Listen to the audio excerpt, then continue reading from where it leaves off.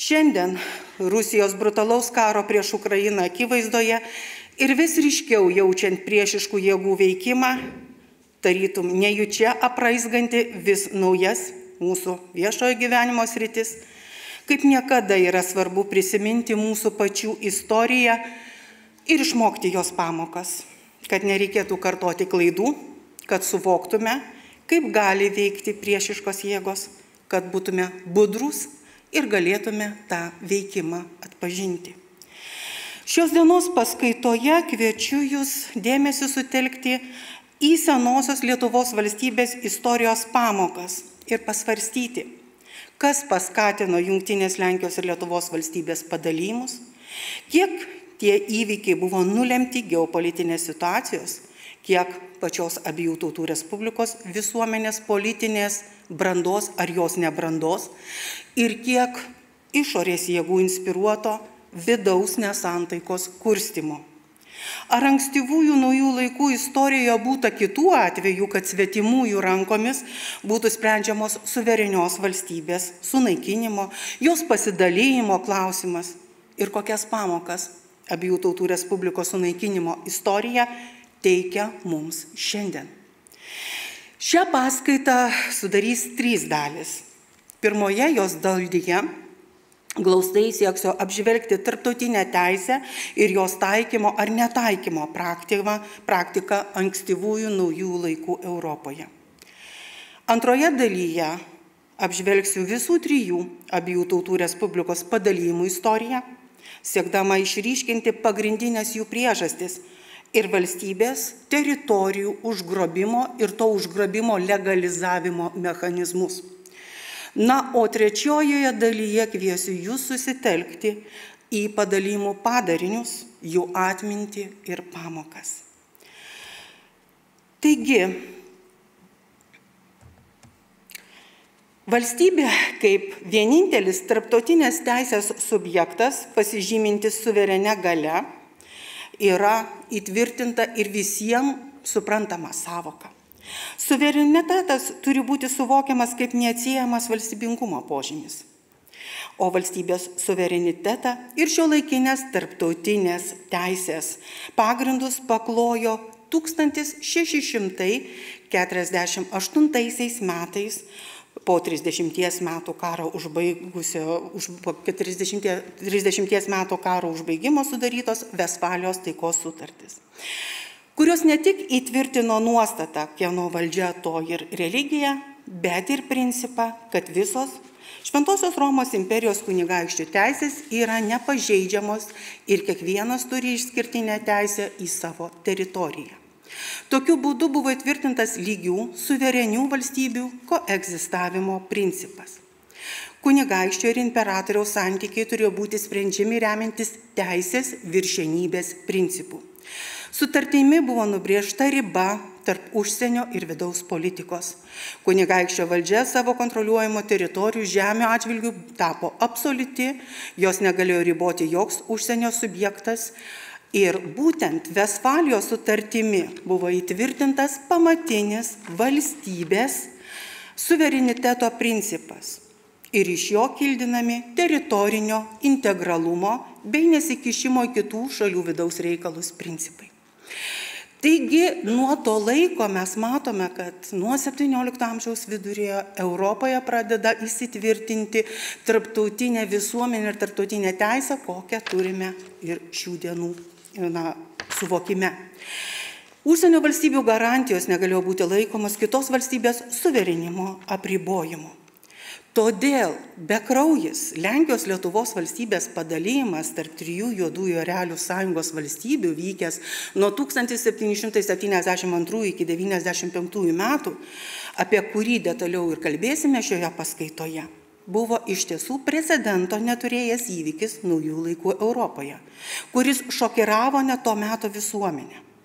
Ir tas suverenios valstybės sukapojimas į dalis, tenkinant didžiųjų monarchijų interesus, iš tiesų prieštaravo po Vestfalinės Europos valstybių įsipareigojusi gerbti kiekvienos šalies teritorinį suverenumą tiek politiniai kultūrai, tiek ir praktikai. Apie tai, kad valstybė buvo padalinta, net ir naudojame tą terminai, lietuviškai mes vadiname padalinimus, prancūziškai tai būtų išdalinimas į dalis arba partitions anglų kalba, tai irgi dalimis sukapojimas padalimas, lenkiškai įvardinamas kaip rosbiori, irgi padalijimai. Tai iš tiesų, kaip jau minėjau, tuo metu visuomeniai buvo tam tikras šokas. Ne veltui tuo metu spauda, apibūdindama ir amžininkai, rašydami apie padalijimus, stebėjosi tuo tokiu, net ir tuo metu visuomeniai sulaikomų neteisėtų dalykų, o spaudoje, ypač Didžiojoje Britanijoje, plito Džono Lodžo daugeliu interpretacijų sulaukusi karikatūra pavadinta Lenkijos pyragas, kurioje mes matome užrašą. Stanislovo karalystėje dabar jau artinas galas tokiems 4 rajūnams, tai tik slyvų pyragas. Iš tiesų matome kalavijus iškėlusius ir tą pyragą, lenkišką vadinamą pyragą, pasidalinti siekiančius tuo metu monarchus.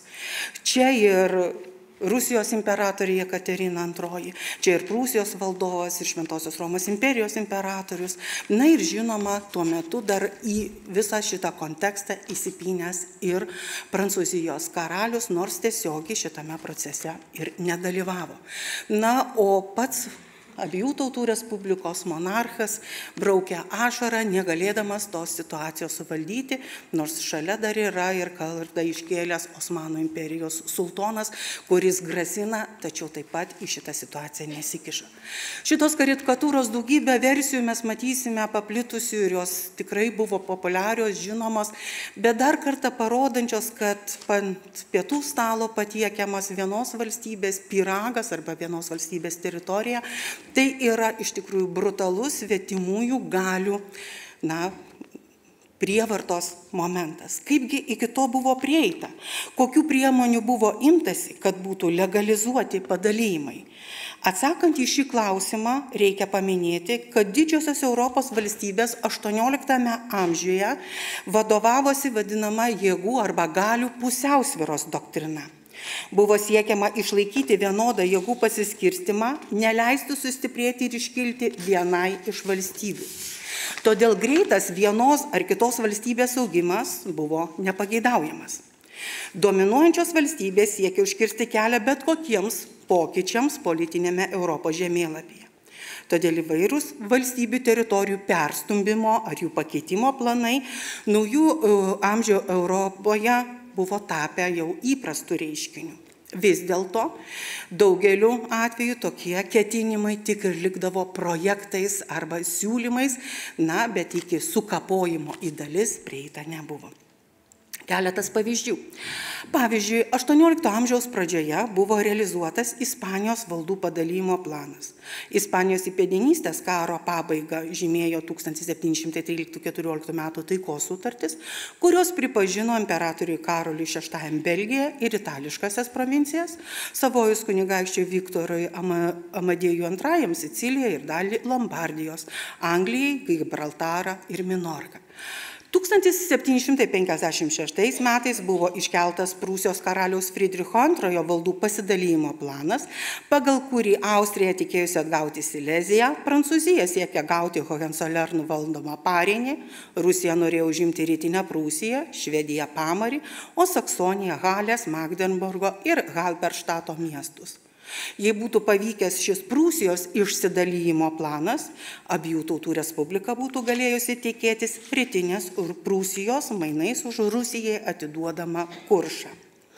Bet Lenkijos Lietuvos valstybės atžvilgiu taip pat reikia pastebėti, kad tokių padalinimo, išsidalinimo projektų būta ne vienas. Bene pirmasis tokį pasiūlymą dar 17 amžiaus viduryje buvo iškėlęs Brandenburgo elektorius Friedrichas Vilhelmas.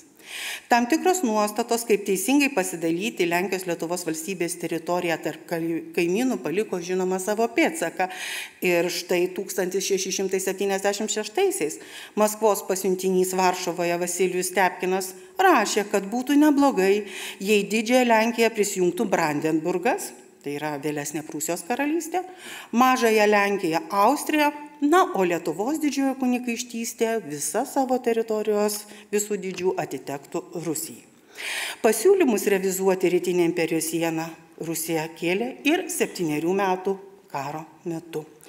Šiaurės karo metu Respublikos padalijimų projektai buvo Prūsijos ir Saksonijos derybų objektas. Prūsijos karalystės vairą 1740 metais perimus Friedrichui II, jau užsienio politikos projektuose nuosekliai buvo keliamas, žinoma, ir Lenkijos Lietuvos teritorijų aneksijos klausimas. Na ir padalijimų projektai nebuvo susiję vien su abiejų tautų respublika, o spekulacijos Lenkijos Lietuvos valstybės tema egzistavo gerokai prieš tos idėjos realizavimą.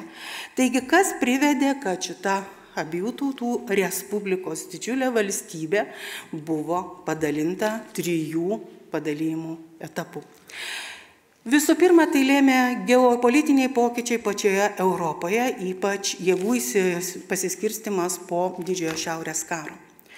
Rusijos imperijos ekspansija, intensyvi ekspansija į vakarus, Prūsijos karalystės susikūrimas ir jos siekis plėsti teritorijas, Šventosios vokiečių tautos Romos imperijos siekia išplėsti Austrijos karalystės valdas, na ir žinoma įgyvendinti tuos tikslus padėjo jau 18 amžiaus pradžioje, po Šiaurės karo, pasirašyti Prūsijos ir Rusijos susitarimai, išlaikyti nepakeistą Lenkijos Lietuvos valstybės vidaus sąrangą.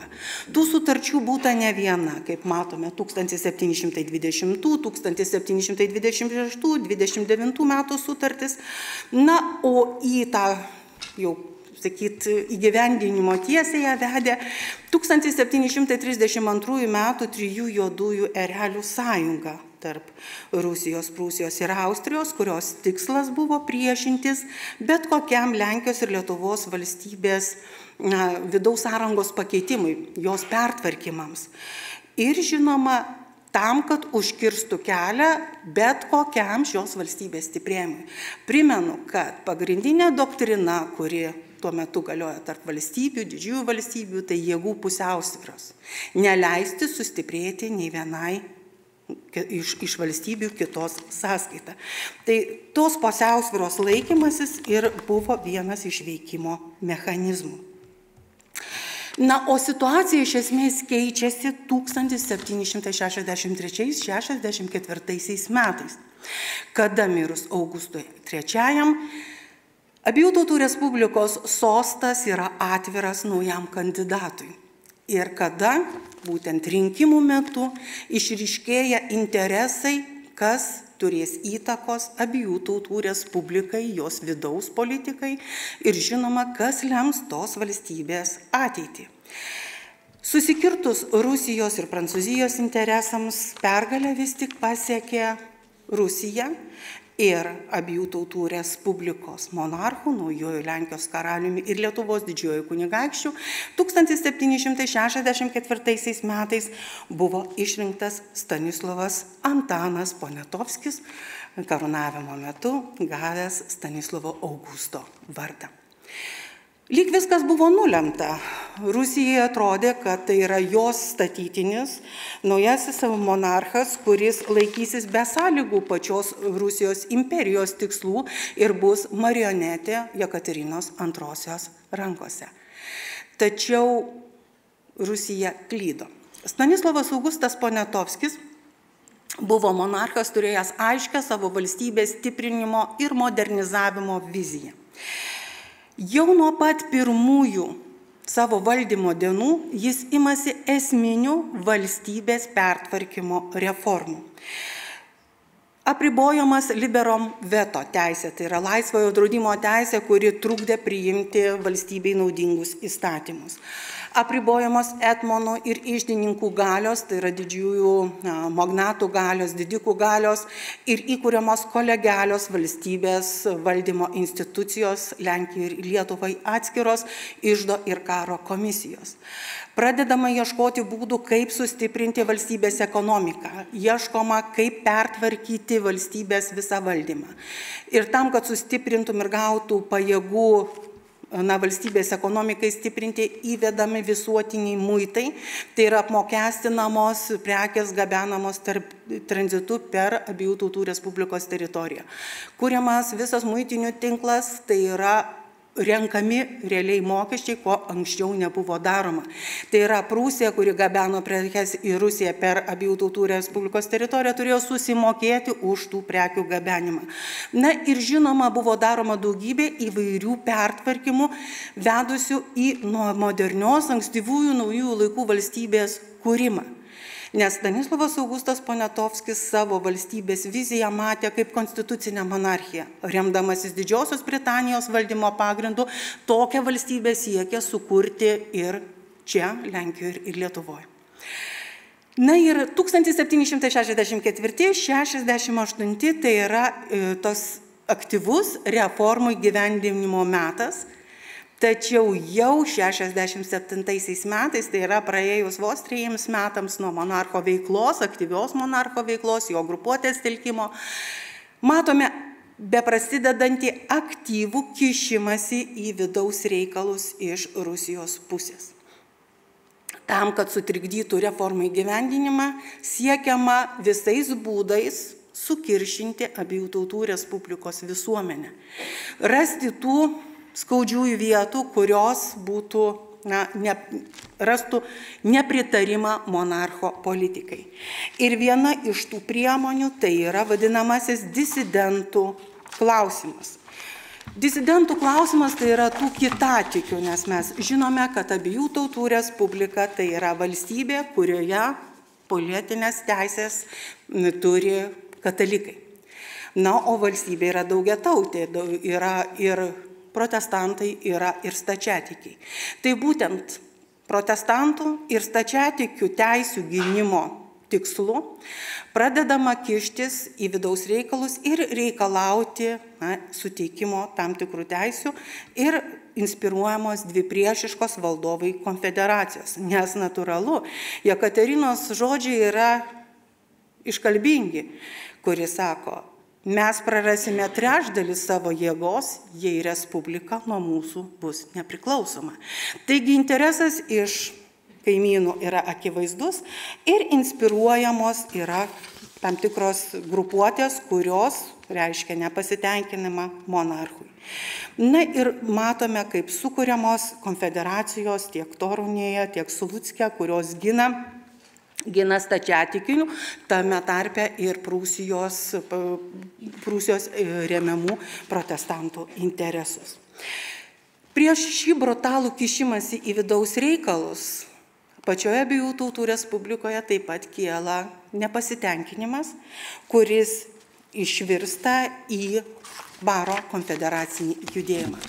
1768 metais Bare susitelkė katalikai, kurie kelia tikslą išstumti Rusijos jėgų įtaką vidaus gyvenimui, na ir susigrąžinti tą savo jau katalikiškosios visuomenės dominavimą ir neleisti Rusijai spręsti vidaus klausimų. Nepaminėjau dar ir to, kad ne tik brutalus kišimasis per kiršinimą, bet imamasi ir realių veiksmų 1767 metais, kada yra Seime suėmami katalikų vadovai, Krokuvos ir Kijevo vyskupai, ir kurie yra ištremiami.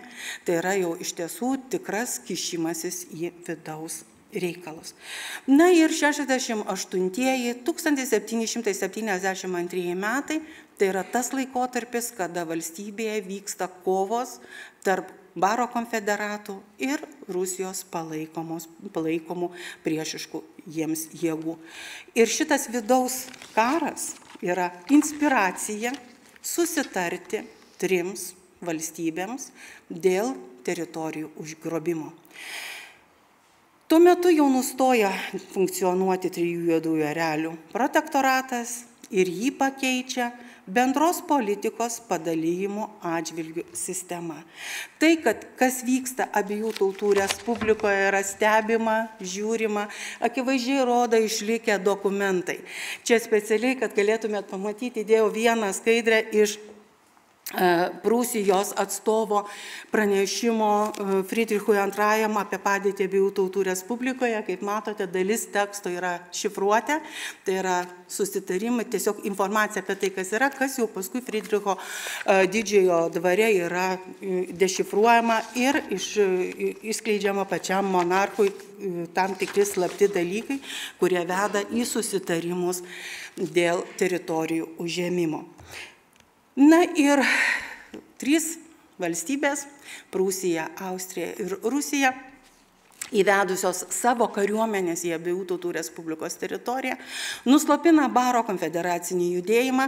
Visi Baro konfederatų siekiai gauti paramos Prancūzijoje tiesiog patiria nesėkmę ir užsienio jėgų verčiami yra konfederatai palaužiami. 3 valstybės Sankt Peterburge pasirašo susitarimą dėl pirmojo abiejų tautų Respublikos teritorijų pasidalymo. Tam, kad vis dar galiojant po Vestfaliniai tarptautiniai teisei, būtina įrodyti, kad tai, kas daroma, yra legalu. Todėl siekiama visais būdais pateisinti šį svetimos suverenios valstybės teritorijos užėmimą. Ir tuomet pradedama manipuliuoti situaciją, aiškinant, kad tai, kas vyksta abiejų tautų Respublikoje, tai yra tas laikotarpis, Baro konfederacijos laikotarpis, yra grėsmė saugumui visame regione. Įdėjau jūs matote tikriausiai, galiu įgarsinti, Sankt Peterburgos konvencijos preambolę, kuri kartojasi visuose dokumentuose, čia yra tarp Prūsijos ir Austrijos, bet ji žodin atkartojama visų 3 valstybių dvišaliuose susitarimuose. Tiek tarp Rusijos ir Prūsijos, tiek tarp Rusijos ir Austrijos. Taigi, maišto dvasia, neramumai, vidaus karas, kurie daugelį metų audrina Lenkijos karalystę, čia turime galvoje visą abiejų tautų Respubliką, ir anarchija, kuri kiekvieną dieną įgyjanti ten naujų prievartos raiškų tokių mastų, kad gali sunaikinti teisėtos valdžios autoritetą, kelia pagrįstą nerimą, kad gali visiškai suirti valstybę ir sujaukti visų jos kaimynų santykius, bei sugadinti egzistuojančią tarp jų santarvę ir sukelti visuotinį karą. Taigi grėsmė visai Europai, todėl ta valstybė, kuri taip maištauja ir kuri nepaklūsta jų valiai, reikia tiesiog pasidalinti, kad jinai nesimtų visų kitų priemonių. Na ir užtikrinant jos politinį egzistavimą labiau priderinta prie kaimyninių šalių interesų. Tai yra, tikslas yra priderinti abiejų tautų Respublikos gyvenimą ir pačią valstybę prie kaimyninių valstybių interesų. Na ir tam, kad visa tas, kas yra pasirašyta, ratifikavimo dokumentais patvirtinta, būtų realizuota, būtina yra įteisinti, parodyti to meto Europos ir viso jau pasaulio akivaizdoje, kad priimti sprendimai yra teisėti.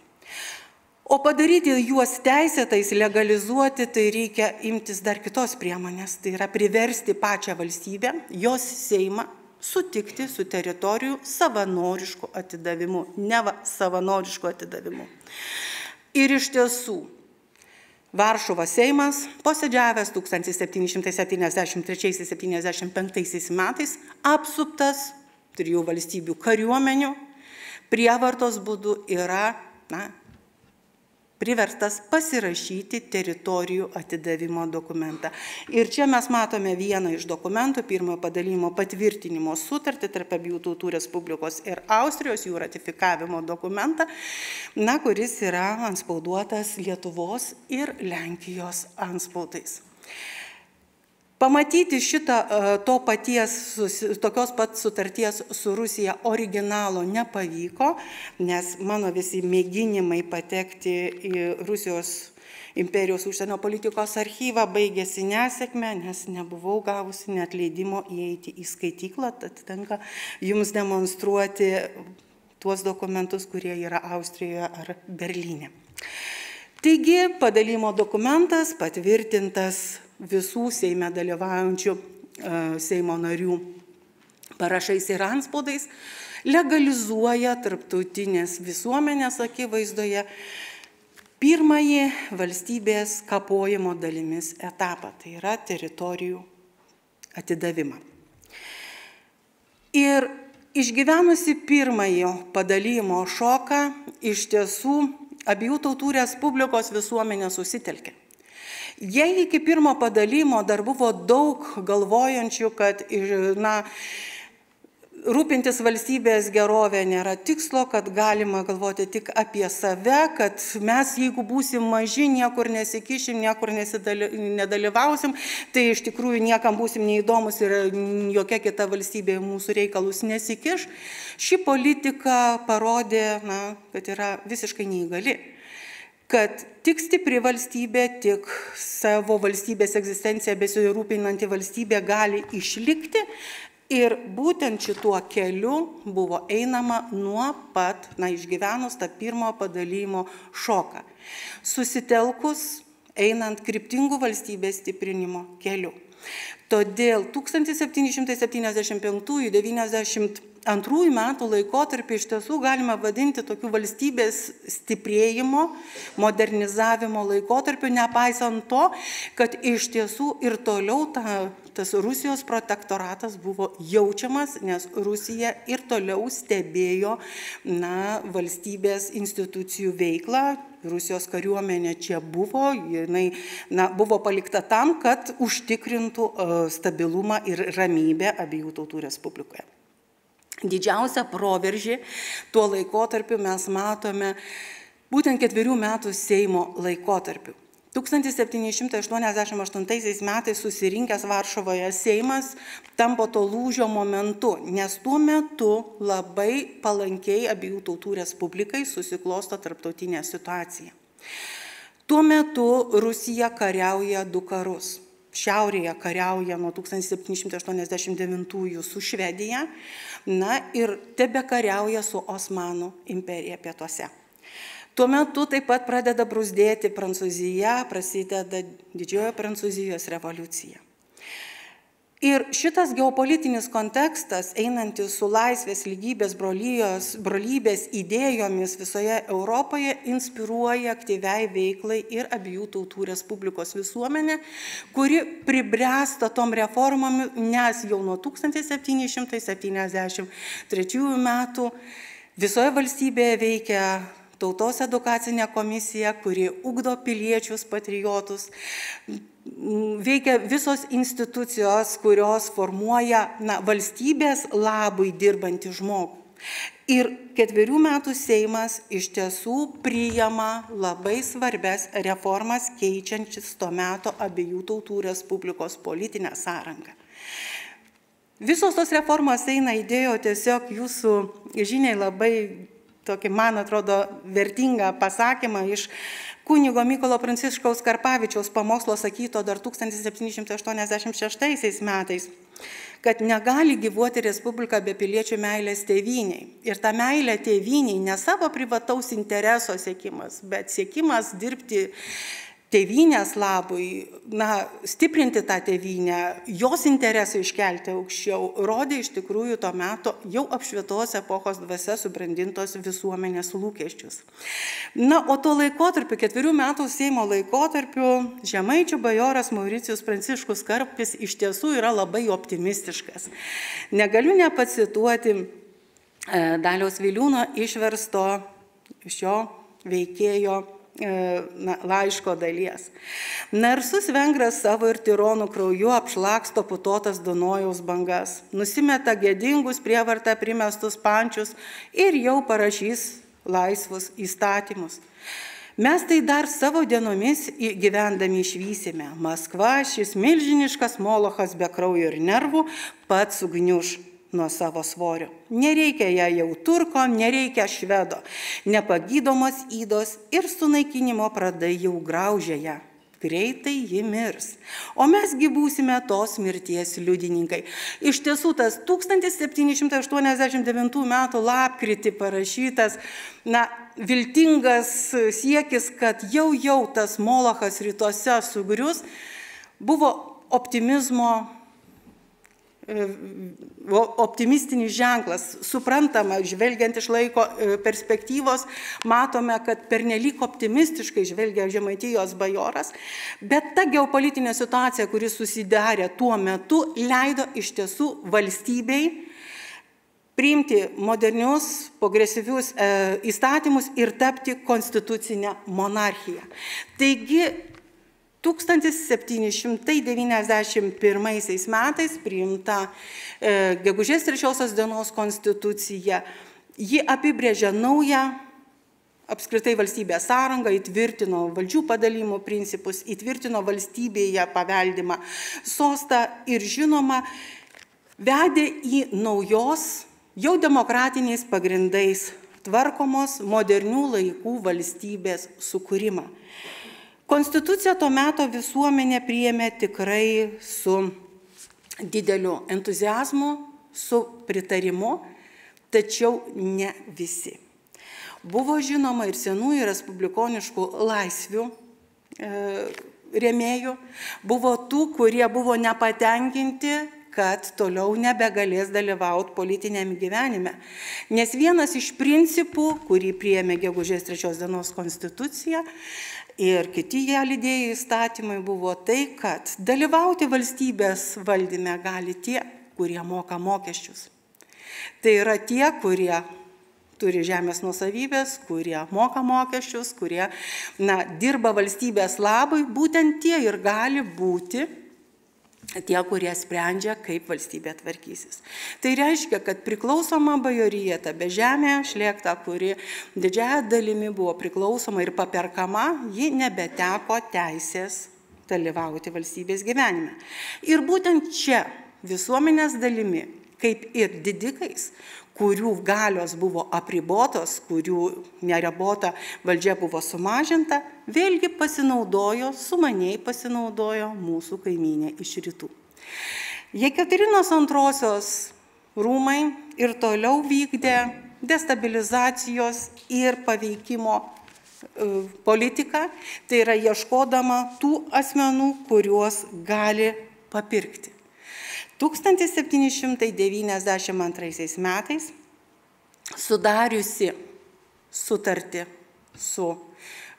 dar prieš metus sudariusi su Osmanų imperija taikos sutartį, Jekaterina II nusprendė, kad pats tinkamiausias būdas būtų intervencijai į abiejų tautų respubliką ir gegužės 3 dienos konstitucijos bei jos visų priimtų pažangių reformų, Seimo priimtų reformų sunaikinimui, būtų kariuomenės atitraukimas iš Osmanų imperijos arba Turkijos fronto per abiejų tautų respubliką.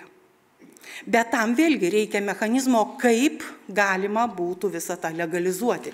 Todėl reikia surasti tuos asmenis, kurie galėtų pasikviesti į pagalbą Rusiją savo interesams ginti, kaip kad buvo disidento atveju 1767. Ir suranda nepatenkintuosius, kurie atvyksta į Peterburgą, kurie susitarė, kaip bus organizuojamas pasipriešinimo judėjimas ir kokiu būdu tai įgyvendinti. 1792 metų balandį Peterburge pasirašomos būsimos konfederacijos kūrimo, tai yra bajorų organizacijos, sąjungos nukreiptos prieš 4 metų Seimo reformas ir konstituciją organizavimo visas kelias abiejų tautų respublikoje. Ir šita konfederacija suklastota data paskelbiama pasienio mieste Targovicoje, dabartinės Ukrainos teritorijoje, tą dieną, kada Rusijos kariuomenė įžengė į abiejų tautų respublikos teritoriją. Nepasakiau dar vieno dalyko, kad 4 metų Seimo reformos buvo pirmoji iš reformų buvo reikalavimas išvesti Rusijos kariuomenę. Ir Rusijos kariuomenė iš abiejų tautų respublikos buvo išvesta ir nuo 1789 valstybė buvo visiškai atgavusi suverenitetą. Taigi, tas trumpas laikas, suverenios valstybės gyvenimo laikas, vėl susiduria su Rusijos kariuomenės intervencija, kada mes matome, kada išsiveržia tiek į Lenkijos karalystės teritoriją, tiek į Lietuvos didžiosios kunigaikštystės teritoriją 100-tūkstantinė Rusijos kariuomenė. 1792 su priedanga konfederacijos, kuri pasikviečia Rusijos kariuomenę jos teisėtams interesams ginti. Likimas kaip ir yra nuspręstas, nes abiejų tautų respublika, nespėjusi sutelkti savo kariuomenės ir ją apginkluoti, šį karą, 92 metų karą pralaimi, o Peterburge toliau Prūsija ir Rusija dalinasi abiejų tautų respublikos teritoriją ir čia galima matyti žemėlapį, kaip tiesiog susiuva siūlais, sudaiksto teritorijas, kuria viena ir kita ketina prisijungti. Bet ir vėlgi, tam, kad teritorijas prisijungtume, reikia įgyvendinti legalizavimo būdą. O legalizavimas vėlgi kartojasi ta pati situacija. Reikia sušaukti Seimą, kad abiejų tautų respublikos bajorija pati atiduotų tas teritorijas. 1793 metais Gardine sušauktas Seimas legalizuoja teritorijų atidavimą ir iš tiesų pasirašomos dar vienos antro padalijimo įteisinimo sutartis. Tačiau jau šį kartą visuomenė nebesustoja. Nėra taip, kaip tikėjosi tiek Rusija ir Prūsija įteisinusi savo teritorijų užgrobimą. Tai yra, tuo metu buvo tikimasi, kad vėlgi valstybė, taip kaip protektorato sąlygomis, gyvuos ir toliau, betgi abiejų tautų respublikos visuomenė stoja į sukilimą, vadovaujant Tadui Koščiuškai, Lietuvoje jungiantis prie Jokūbo Jasinskio, prasideda platus visą visuomenę apėmęs sukilimas prieš įvestą tvarką ir už teritorijų susigrąžinimą, valstybės suverenumo atgavimą. Jau dabar situacijai pasikeitus lieka valstybėm suinteresuotom abiejų tautų respublikos padalymu vienintelis žingsnis, vėlgi susitarti dėl galutinio tos maištaujančios, neramios abiejų tautų respublikos likimo. Ir vedama vėlgi viskas į tai, kad sukilėliai pralaimi jau 3 valstybių kariniai intervencijai, tai yra Rusijos, Prūsijos ir Austrijos kariuomenėm, kurios brutaliai kaunasi su sukilėliais. Ir 1795 metais sudaroma nauja sutartis dėl galutinio abiejų tautų respublikos padalijimo, kuri reiškia, kad visos 3 didžiosios valstybės nusprendžia Sankt Peterburge pasirašytą sutartimi pasidalinti likusią šią valstybės teritoriją, o valstybės sunaikinimą liudija atsižadėjimas bei atsisakymas nuo sosto jo didenybės Stanislovo Augusto, Lenkijos karaliaus ir Lietuvos didžiojo kunigaikščio, kuris apie tai savo dokumentą pasirašytą lapkričio 24 kitą dieną įteikė jos imperatorės visos Rusijos didenybės rankas. Tokiu būdu valstybė sunaikinama, dokumentai antspauduojami visų 3 valstybių atstovų parašais, o abiejų tautų respublika ištrinama iš politinio Europos žemėlapio. Žvelgiant iš laiko perspektyvos matome, kad padalijimo metu buvo likviduota paskutinė neabsoliutinė monarchija Vidurio rytų Europoje, o jos visuomenė užkirstas kelias įgyvendinti visus visuomeninius ir politinius pertvarkymus, kurie vedė į modernios valstybės ir modernios visuomenės sukūrimą.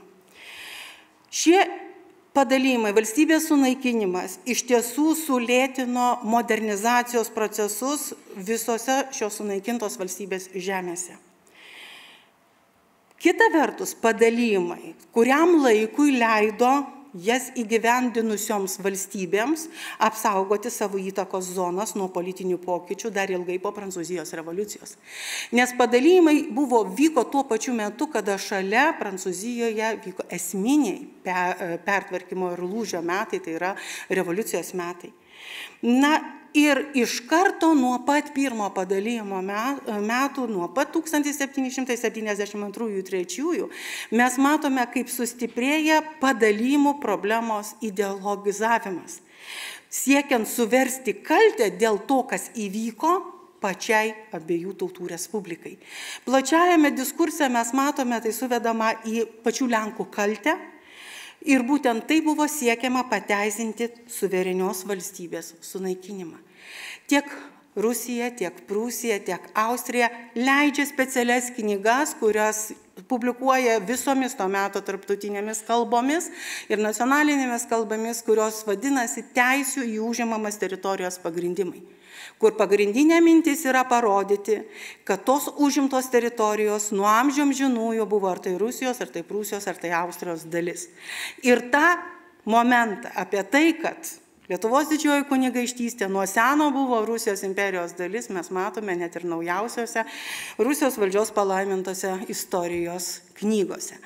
Tas ideologizavimo momentas nesikeičia, jis yra gajus, jis turi būti atpažįstamas, kada mes susidarėme ypač socialiniuose tinkluose ir kitose medijose skleidžiamą propagandą.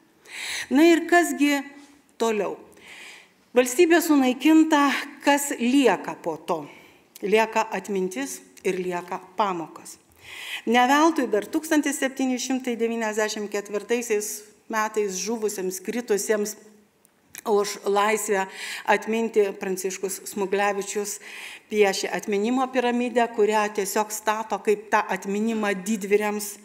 Ne veltui Mykolas Kleopas Oginskis, žinomas kaip polonezo autorius, savo išleistuose, publikuotose Prancūzijoje, Paryžioje 1826 metais atsiminimuose, negalėdamas aiškiai išreikšti dėl to, kad šeima liko Rusijos imperijoje, jinai čia gyvena savo pozicijus. Rankraštinėme šeimai skirtame šios knygos egzemplioriuje įrašo gegužės 3 dienos konstitucijos tekstą, kad šeima žinotų ir matytų, kokius dokumentus priimantis pats dalyvavo. Ne veltui atmintis apie herojišką laisvės, lygybės ir valstybės idėją išlieka ir įprasminama smulkiausiose detalėse XIX amžiaus damos vėduoklėje ar nuo Koščiuškos kalno Krokuvoje surinktų gėlių žiedlapiuose, kurie saugomi yra Lietuvos mokslo akademijos Vrublevskių bibliotekoje, kaip iš tikrųjų to meto atminties liudijimo artefaktai. Na, o žymus dailininkas Janas Mateika tapo paveikslą. 1866 metais, tai jau ir po numalšinto 63 metų sukilimo, jis vis tik grįžta prie abiejų tautų respublikos padalijimo temos ir prisimena herojišką momentą iš to laiko. Pavaizduoja Reitaną, pavaizduoja Naugarduko pavieto, Naugarduko atstovą Seime, kuris protestuoja prieš padalijimo įteisinimą, tiesiog neleisdamas Seimui posėdžiauti. Tai vienas iš nedaugelio tokių akivaizdžių protesto ženklų, bet giliai įsišaknyjęs tautos atmintyje. Net ir tada, kai Seimas yra apsuptas kariuomenės, kai yra suiminėjami pasiuntiniai, atsiranda žmonių, kurie drįsta pasakyti ne, nesutinku, tik per mano lavoną valstybė bus sunaikinta.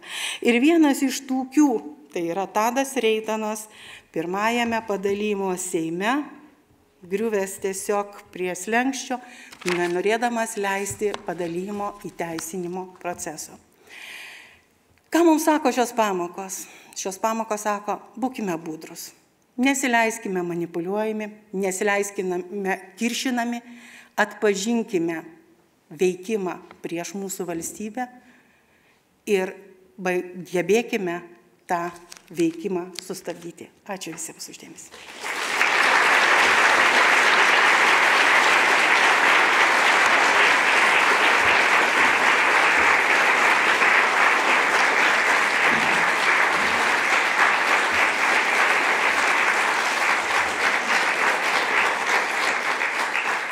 Kadangi kviečiau visus pasikalbėti ir diskutuoti, gal būtų norinčių klausti.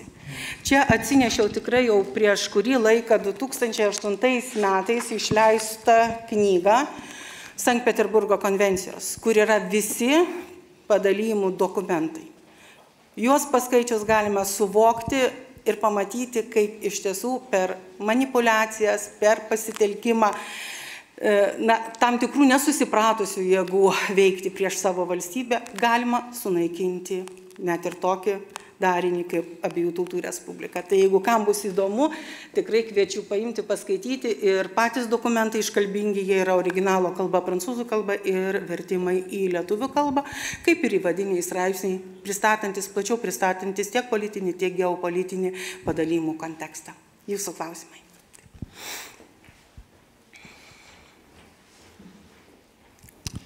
Ačiū, labai įdomi paskaita. Aš tik tai norėjau paklausti, ar jūsų akcentas į tą paskutinę baigiamą padalinimo dalį šiek tiek gal vertėtų paminėti ir 18 amžiaus pirmą pusę, kur Rusija ir Prūsija veikė parlamentą, mūsų parlamentą bendrą, įkurdama ir finansuodama prorusišką frakciją ir proprūsišką frakciją, kur parlamentarai gaudami pinigus iš svetimų valstybių veikia prieš savo valstybę, kas galbūt yra tam tikras kontekstas šiandien aktualus. Taip, jūs visiškai teisus. Aš glaustai turėdama sutilpti tą nepilną valandą, tikrai labai daug niuansų, momentų tikrai neišryškinau ir nepaminėjau. Bet užsienio jėgų veikimas, kodėl aš sakau, būkime budrus ir atpažinkime, kaip veikiama. Iš tiesų buvo veikiama mokant tam tuo metu vadinamas pensijas Seimo nariams. Ir ne tik pensijas, bet pats rinkimų momentas, tai yra valdovo, ypač valdovo rinkimo momentas, buvo ta vieta, kur iš tiesų buvo perkami balsai, mokami pinigai ir būtent rinkimų metu laimėdavo tas kandidatas, kuris susimokėjo daugiau, nes iš tiesų rinkimas yra balsuojant, susirenka bajorija ir panašiai. Tai tie, kas turi daugiau ir gali daugiau nupirkti, tie ir lemdavo. Tai kita vertus, tik 4 metų Seimas priėmė sprendimą, laikydami tėvynės išdavimą bet kokių pinigų iš užsienio valstybių imama. Tai buvo įteisinta kaip prieš valstybinė, antivalstybinė veikla ir bet koks pinigų ėmimas iš užsienio buvo laikomas tėvynės išdavystė.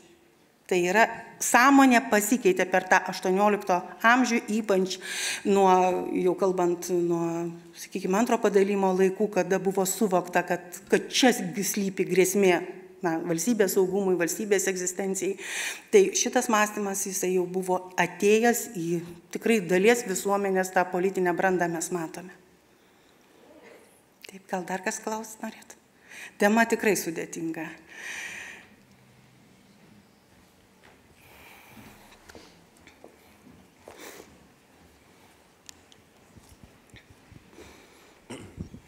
Puikiai prezentacija, ačiū Jums. Alfredas Bumblauskas yra išsakęs tokią mintį, jog prieš antrąjį padalymą, jeigu būtų išėjusi Abiejų tautų Respublika į partizaninį karą, Jekaterina būtų pergalvojusi visus savo notus ir pati juos dar suvalgiusi. Ar buvo tokia bent teorinė galimybė išėjusi partizaninį karą nukauti 3 tokias galingas kaimynės? Na, čia, sakyčiau, pačią mintį iškėliau, tikrai profesorius tik paantrino tai, kas yra svarstoma istoriografijoje. Ir dabar, sakyčiau, Adam Danilčik iš Lenkijos mokslininkų yra vienas iš tų, kuris kelia tą mintį, kad skaičiuodamas, kiek realiai buvo kariuomenės pasiruošta, kiek per tą 4 metų Seimo laikotarpį buvo finansuojama kariuomenė ir kokios buvo pajėgos, jeigu būtų pašauktas tas visuotinis šaukimas ir plus būtų prisijungę valstiečiai, kaip kad buvo prisijungę Košiuškos sukilimo metu. Adamas Danilčik yra paskaičiavęs, kad tikrai būtų galimybės praktiškai iš tikrųjų kariauti ir tą karą laimėti. Bet kalbama tik tai apie kariuomenės, sakykime, karą su Rusijos imperija. Turėtume turėti minty dar ir tai, kad lygiagrečiai vyksta Prancūzijos revoliucija. Kas gali paneigti alternatyvų scenarijų, jeigu tuo pat metu, kada juda Prancūzija, čia pat prasideda dar visuotinas, sakykime, toks revoliucinis judėjimas kaip Prancūzija Abiejų tautų Respublikos žemėse, galbūt istorijos vyksmas būtų pasisukęs kitaip. Deja, turime rezultatą tokio, kokio turime ir turime tai, kad galvoje, kad net prieš Prancūziją buvo sudarytos antiprancūziškos koalicijos, o ne paskutinį vaidmenį šitoje visoje situacijoje vaidino Didžioji Britanija, kuri tais pačiais 1792 metais, kaip bebūtų liūdna, pasirinko remti Rusiją, o ne Abiejų Tautų Respubliką. Tokia buvo realybė. Labai ačiū už įdomią paskaitą. Norėčiau paklausti, kodėl visą tai, ką jūs pasakojat, net šiais laikais vadinama pasidalinimu, padalymu. Juk tai atvira okupacija ir aneksija. Tarsi mes švelninam patį faktą. Taip, jūs visiškai teisus, todėl, kad mes esame įstrigę toje ideologijos mašinoje, kuri buvo užkurta 1772. 72-73, kaip jau minėjau, visos trys padalymo iniciatorės išleido savo didžiuosius veikalus teisių į užimamas teritorijas pagrindimus. Nuo to laiko tai galioja ne okupacija, ne aneksija teritorijų, bet pasidalyjimas. Savanoriškas, išlaikant jėgų pusiausvyrą, ir tai įsitvirtina visose tekstuose. O kad valstybės, kurios inicijuoja šituos procesus, labai stebi, kad istoriografijoje tai būtų teisingai pavaizduota ir pasakyta, netgi redaguoja atitinkamas istorijos knygas, kad ta terminija įsitvirtintų. Tai mes tą matome iš tiesų nuosekliai, einant per istoriografiją ir ne tik per istoriografiją, per viešąją nuomonę, per visus elementus. Ir įdomiausia yra tai, kad net iki šių dienų labai dažnai siekiama pateisinti tą savo veiksmą. Aš kalbu ne tik, kad, sakykime, Rusijos, tai mes akivaizdžiausiai matome, bet kad ir iš Austrijos, ir iš Vokietijos pusės istoriografijos. Iš tiesų yra tam tikras bandymas sušvelninti situaciją, sakant, taigi mes jums davėme progresą. Man teko pačiai susidurti, dalyvaujant vienoje tarptautinėje konferencijoje skirtoje pirmajam padalijimui, kurią organizavo jau Vokietijos ir Austrijos mokslininkai. Ir ten bandymas tiesiog konstruoti diskursą būtent tą linkme, kad tai visas progresas tik atėjo po padalijimų. Aš sakau, mes netaip keliame klausimą. Galbūt, jei nebūtų padalijimai, mes būtume gyvenę dar geriau, negu gyvenam tada, kai įsijungėm jūsų teritorijas. Tai vėlgi, šitas klausimas, bandomas net ir dabar parodyti kiekvienai nacionaliniai istoriografijai naudingų būdų.